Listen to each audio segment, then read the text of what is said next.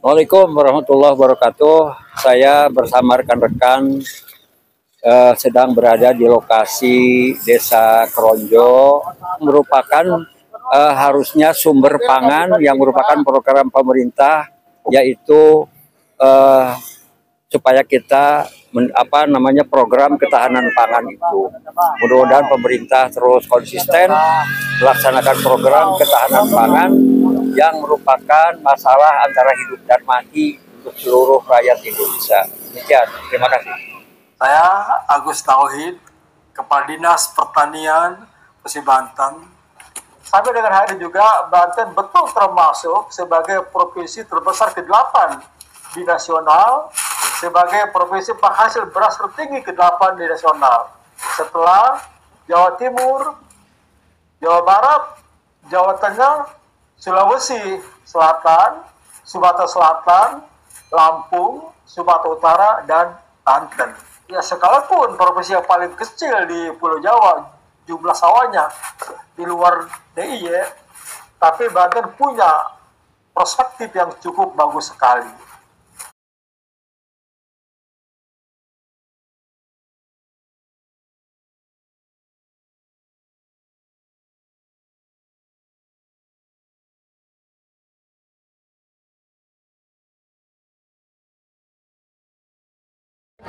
Assalamualaikum warahmatullahi wabarakatuh.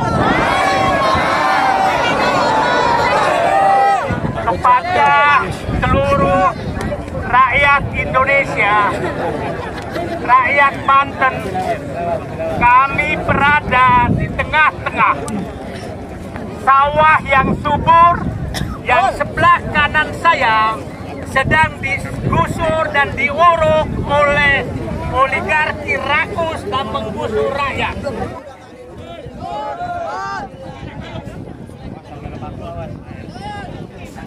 Ini warga Indonesia masuk. Jangan.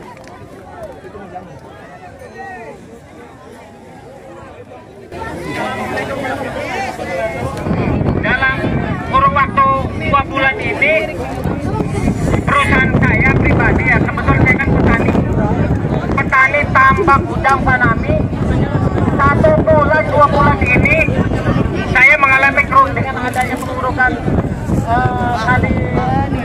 kali Malang, ya.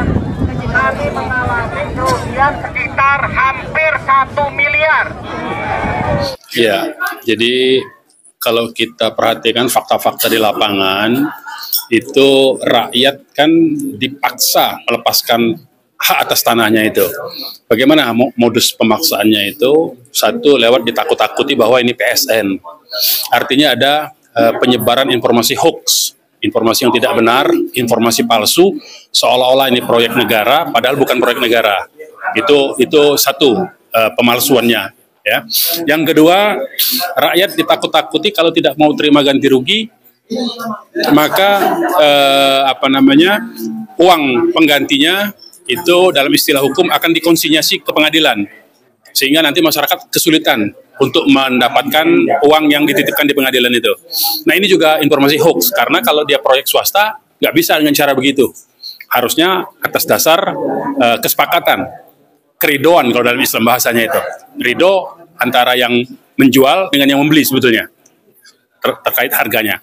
Nah, ini kan harganya sudah ditentukan sepihak, informasinya dimanipulasi seolah-olah proyek milik negara, dan kemudian ada aparatur negara yang terlibat, baik itu aparatur desa maupun aparat keamanan, yang mengintimidasi kalau masyarakat tidak menjual tanahnya itu.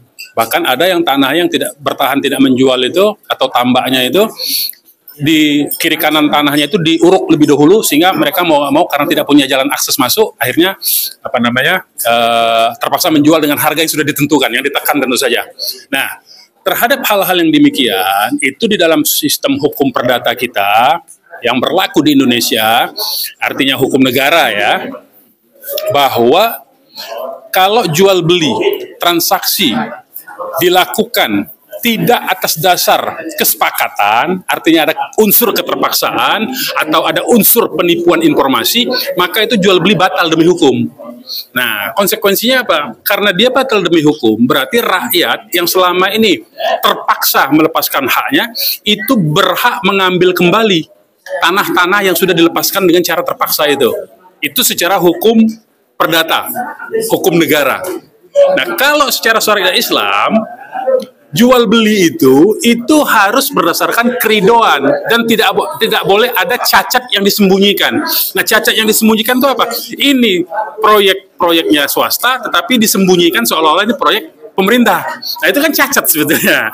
Nah, jadi baik secara syariat Islam maupun secara hukum perdata, maka jual beli yang sudah terjadi selama ini itu batal demi hukum dan rakyat berhak mengambil kembali tanah-tanah mereka yang sudah diuruk dan sudah diambil oleh Agung Sedayu Group itu. Makanya rakyat mesti menduduki kembali itu lahannya. Ya kan? Nah, bagaimana terkait masalah uang yang sudah dibayarkan ke rakyat? Oh, itu hangus dalam sistem jual beli karena kesalahan dari pihak yang memaksa membeli itu. Kesalahannya bukan pada penjual, tapi kepada pihak yang memaksa membeli itu, melakukan penekanan, intimidasi, menipu, itu salahnya dia. Jadi itu dianggap sebagai hangus itu uang itu. Jadi rakyat sudah uangnya tetap hak rakyat, uang yang sudah di tangan rakyat itu, tanahnya kembali lagi ke rakyat. Nah, itu mesti dipahami oleh rakyat semua. Jadi silakan rakyat sekarang itu untuk mengambil kembali tanah-tanah yang sudah dilepaskan itu, karena itu tidak sah secara hukum. Demikian dari saya.